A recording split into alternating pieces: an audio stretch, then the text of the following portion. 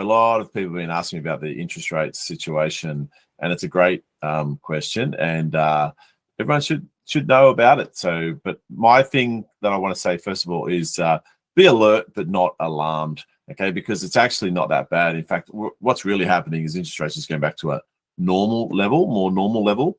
But so what I want to do is just talk about some things real quick to help you understand the bigger picture. And if you understand the bigger picture, then you can read the play a bit easier about what's going to happen with interest rates, right? First thing we need to understand is that, remember the banks, the money that the banks lend you, they actually borrow from the Reserve Bank, and they borrow that at the base rate, right?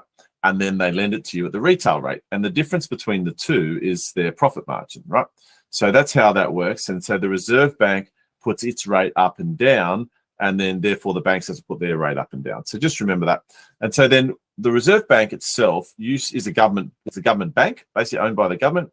And it used to, the government used to decide what the interest rate should be. And then back in the 90s, the government of Australia decided to make the Reserve Bank independent, as in have an independent board, so to take the politics out of the interest rate decision. And what they decided was that the interest rate decision should be based on inflation. So if inflation was going up, right, i.e. the cost of everything was going up, they would put the interest rate up, and that in turn would flow through, the banks would put their interest rate up, and then you as a consumer would have less money to spend because you're paying more on your mortgage, right? That in turn would reduce the amount of buyers in the market, and the price of things would then come down, controlling inflation, right? Conversely, they do the same with lowering the interest rate. If the economy is stalling and we needed to stimulate the economy, they could lower the base rate. In turn, the banks would lower their rate because they're all in competition with each other. So they would lower their rate to attract your business. And then you would have more money because you're paying less interest on your loan. And then what are most Aussies who are hopeless with their money, what do? They go out and spend it, right? And that would stimulate the economy. There's actually a brilliant system that was put in place in the 90s. And ever since, Australia has had consistent economic growth for that whole time. And we have been the envy of the world, and a lot of countries have now copied that system. Okay, so what's been happening recently is inflation has been going up, so therefore interest rates have had to go up to slow things down, okay, which is fine. Now, why has inflation gone up? It's really important that you understand this, that there have been two events in the world that have been anomalies, let's call them, right? The first one was COVID, and the second was the Russia-Ukraine war. Now, how on earth are these things affecting your interest rates? And I'll explain to you. Okay, so the first one is during COVID, right, the Chinese government shut down all of its manufacturing factories because they didn't want to have COVID spreading, and obviously factories got a lot of workers standing shoulder to shoulder, so they shut it down for like 6 months. Pretty over the top, right? Not a normal event by any means. What that meant was nothing got made for 6 months, and China is like a manufacturing heart of the world, right? So when you think about, they talk about a supply chain, what is a supply chain actually? What actually is more like a tree than a chain, where you've got the factories at the base of the tree, and then everything filters out all the way to the leaves at the end, if you will, and that's the consumers at the end. Now, all the way along that supply chain, there is little intermediate stations where stock is on the ground. So the big warehouse that are next to the factory, and then smaller warehouses, and then companies buy their stock, and distribution centers all the way to the storeroom at the back of the shop, right? And what happened when the factories stopped manufacturing, then of course there was still stuff available in the supply chain but what happened was it took about 12 months for it to all dry out, right? And when it all dried out, when all those intermediate stations ran out of stuff, that's when prices started skyrocketing, right? So, and coincidentally, that happened to coincide with when Russia decided to invade the Ukraine. Now, when Russia invaded the Ukraine in February of last year, of 2022, there was a big problem because Russia and the Ukraine are massive producers of oil, gas, and grains, so wheat and oats and all that sort of stuff. So you couldn't buy off Russia because Russia had sanctions against it, and you couldn't buy off the Ukraine because the Russian Navy blocked all of the Ukrainian ports, right? So all of a sudden, the world's oil, gas, and grains production was massively disrupted, and that, of course, put prices up.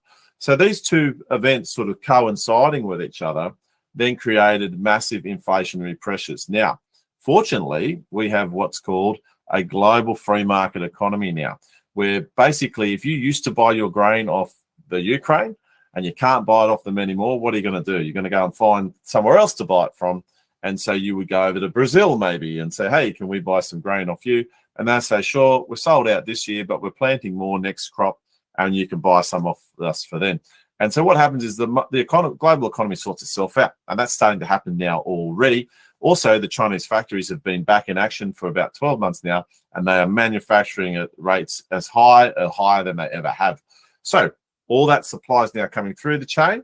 Inflation's coming down, and therefore interest rates now are coming down too, or don't need to be put up so aggressively. Now, just the month just passed, the Reserve Bank takes a break in January because they're on leave. So there's no interest rate decision at the start of January, but at the start of February, we've had a small interest rate rise, and only because we've got figures coming through.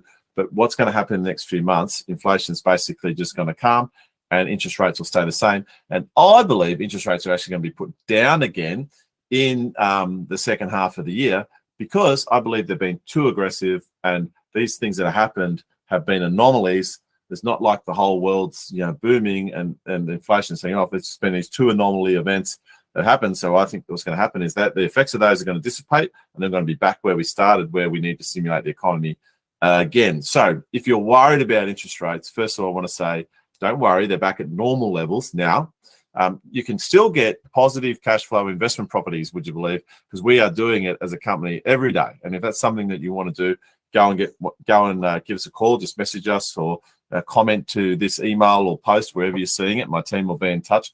But and it's fantastic, All right. So all of the other thing is, stop watching the mainstream media news, because they just sell fear in order to get their ratings up. Just start watching the more impartial, evidence-based reporting, and you'll see that actually the doomsday predictions are not occurring. They rarely do, and everything's going to be okay. Now, how do you manage your interest rate rises? Okay, how do you do it? The first way is probably what not most people think about, but it is, don't try and manage it from your cash flow paycheck to paycheck. If you've got a lump sum of savings, or you've got some redraw in your current mortgage, just get a separate bank account, call it your property account, and stick a lump sum of money in there. Stick 20 grand, 30 grand, 40 grand in there, and let your mortgage just come off that. Let that just salami slice down, okay? Let that deal with that. And if it's an investment property, the rent goes in there, and let that take care of it, okay? And that'll buy you time to ride the waves, okay? And interest rates will come down again to a more normal level. Now, you can talk to your bank about fixing your rate, and that's something you should talk to your bank about, and talk to your broker and get the appropriate advice for you and your individual situation. But definitely go and get that advice and see maybe get a few different opinions, get a mortgage broker, go to your bank direct, and maybe some other banks, and see what they can do. But don't be too concerned. People still need somewhere to live, and there's still going to be people buying houses, and there's still going to be people renting. They have no choice, okay?